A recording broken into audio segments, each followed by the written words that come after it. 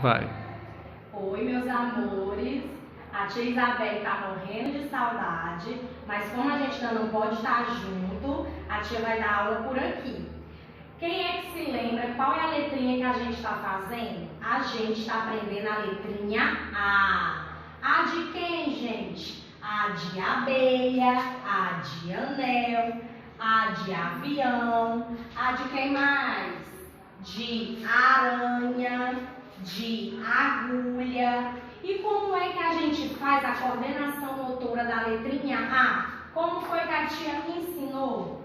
Eu faço aqui a caldinha, faço uma bola e puxo a outra perninha. Como é que eu faço? Faço a perninha, faço uma bolinha e puxo a caldinha. Essa é a letrinha A e a tia Isabel quer ver todo mundo fazendo essa letrinha em casa.